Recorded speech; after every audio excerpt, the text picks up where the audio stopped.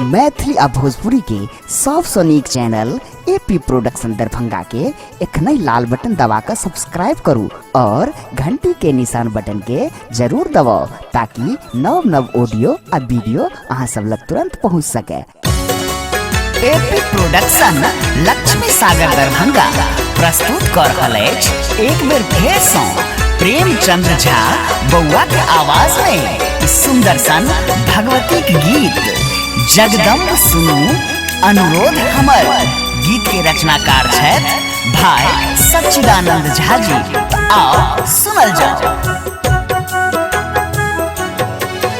जगदम्ब सुनू अनुरोध हमर, जगदम्ब सुनू अनुरोध हमर।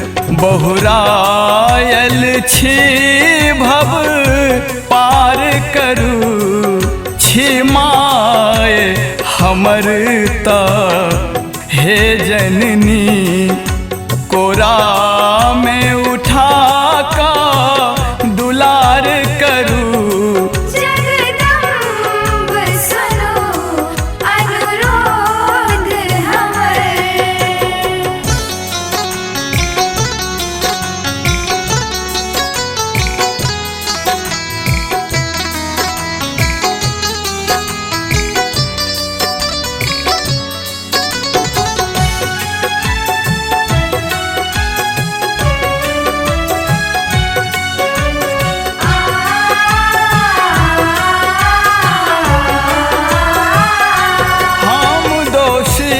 कपूत निर्धन आपतित रही, तोरे पावन चरण कमल ले आशातीत रही।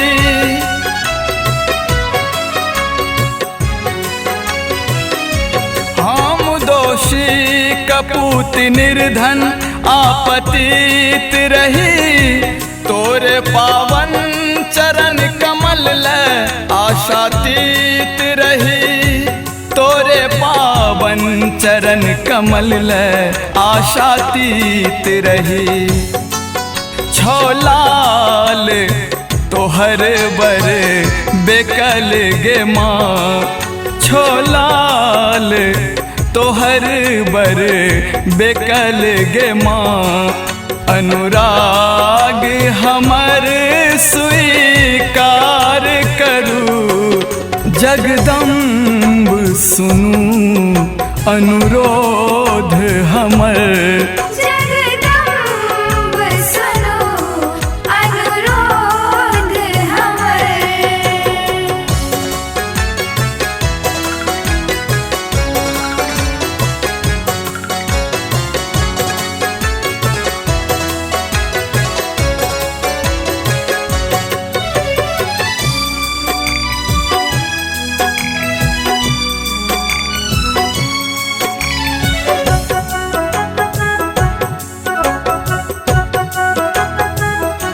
भाग्य देलो केहन विपदा माँ अथाह परल, नयन में नोर व्यर्थ जीवन अछि कपार जरल।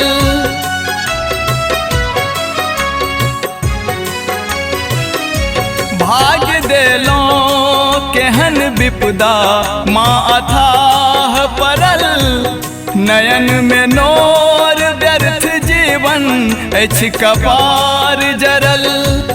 नयन में नोर व्यर्थ जीवन अछि कपार जरल। सब दिन कनलो ममता ले माँ, सब दिन कनलो ममता ले माँ। दिया ममता उपकार करू, जगदम्ब सुनू अनुरोध हमर। जगदम्ब सुनू अनुरोध हमर।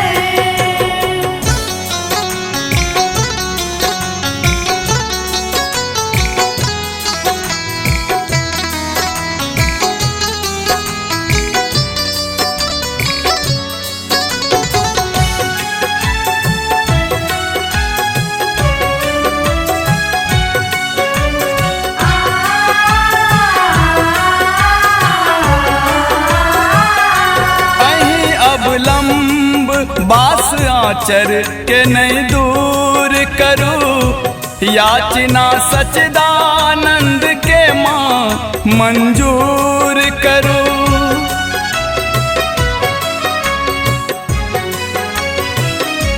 अहीं अवलंब बास आचर के नहीं दूर करू याचना सच्चिदानंद के माँ मंजूर करू।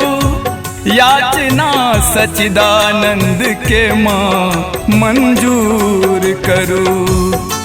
प्रेमचंद्रक दुखरा सुनियो माँ प्रेमचंद्रक दुखरा सुनियो माँ निर्बल छी माँ उद्धार करू। जगदम्ब सुनू अनुरोध हमर जगदम्ब सुनू अनुरोध हमर बहुरायल छी भव पार करू। छी माय हमर ता हे जननी